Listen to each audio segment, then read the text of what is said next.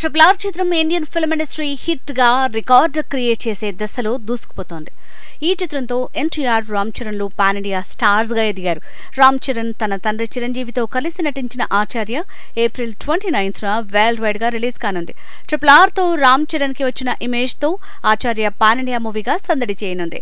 రామ్ చరణ్ ని pan India star గా తీర్చిదిద్దిన రాజమౌళి టాలెంట్ ని తెగ మెచ్చుకుంటున్నారు చరణ్ ఫ్యాన్స్.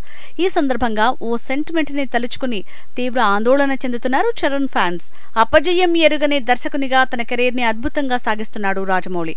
కానీ అతనితో హిట్ అందుకున్న ప్రతి హీరో ఆ తర్వాత వేరే దర్శకునితో కలిసి చేసిన చిత్రాలతో ఫ్లాప్లను మూటగట్టుకున్నారు.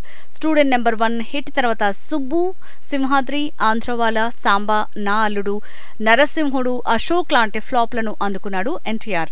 యమదొంగ హిట్ తర్వాత కంత్రి డిజాస్టర్. ఇక ప్రభాస్ విషయానికి వస్తే ఛత్రపతి హిట్ తర్వాత చాలా ఫ్లాపుల్ని చవిచూశాడు. బాహుబలి సిరీస్ హిట్ తర్వాత సాహో నిరాశపరచగా రాధేశ్యామ్ నష్టాల పాలైంది.